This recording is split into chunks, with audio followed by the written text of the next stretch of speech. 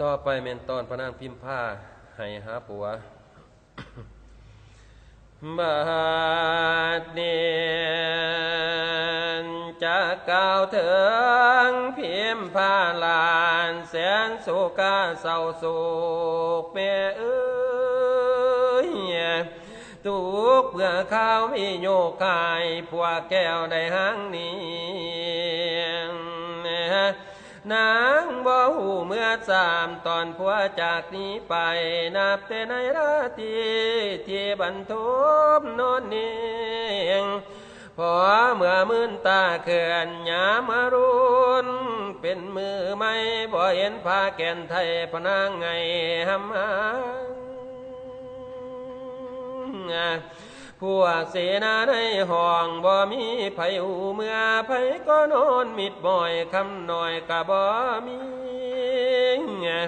เสียงทำกันพุ่นพี่อยากขู่ข่าวเป็นแซวแนวบ่มีไผเห็นเมื่อพระองค์ลงห้องภาษาทองมีเสียงไห้เป็นแซวฟดสนา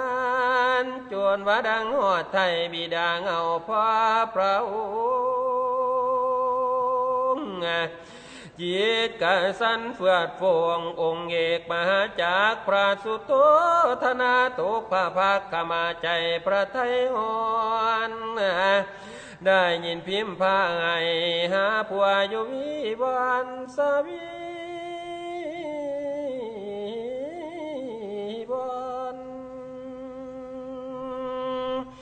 พาเพียยสั่งมาหนีตอนน้องนอนขันสิไปแท้เกือบ่เอินดอกสั่งความพอให้น้องผู้ถูกเสียงในหัวใจเครียดอันใดบ่เคยจ่าพะโอดไข่แค่เอื้อมเยียงเอาตัวนี้ไก่ขางปานางไปกับลูกก่อนบ่งาทนดีแนวนี่ก็สร้างเป็นโอ้เพียง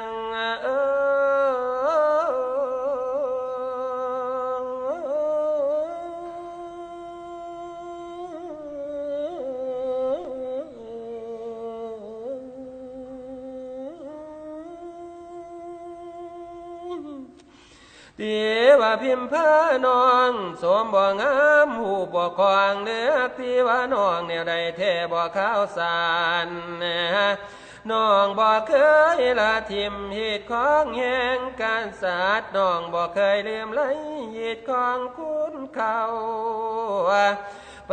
ฏิบัติผัวให้มาดีด้วยตลอดเสียงนักอดเว้าน้ำตาย่อยยาวไหลเสียงนั้นน้องในห้องปางท้องฟดสานันพ่อปัญจากกะจันห้องเดือนหากะบ่ปานจนว่าหูข่าวตานายสันเก้ามาถึงได้กับทูลเทวสุปการทั้งสิ้นว่าใจนางพ่อแดดินได้ยินคำในสันเก้าน้ำตาไหลยาวย้อยยินสะเอือนอยู่บ่สาวนันตนานเพียมพา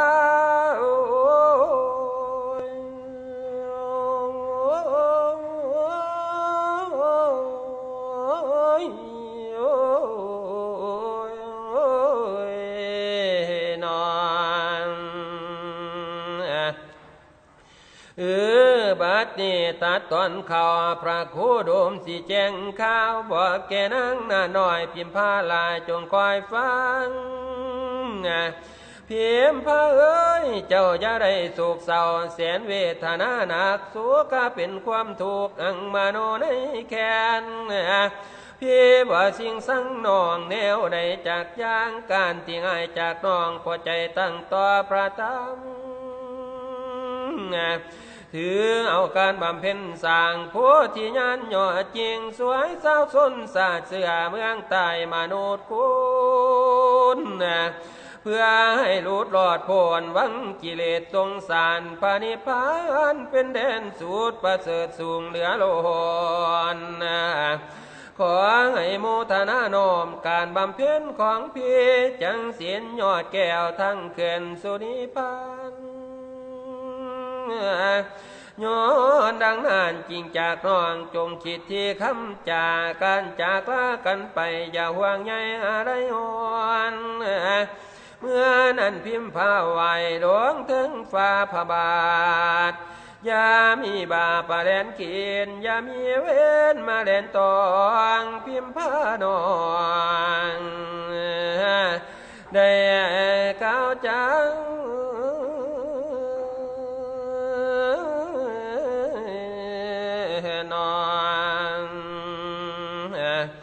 เมื่อนั้นพระองค์ไขโพดเป้าจะต่อพิมพ์ผ้าจูงตั้งใจปฏิบัติเพื่อการกุศลนี้แล้วพิมพ์ผ้าจะเห็นแจ้งสัจธรรมเที่ยวก้าวจุดเรื่องราวเพียงเท่านี้กันปีนา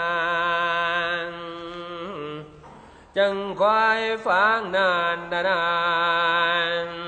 สันทานอยู่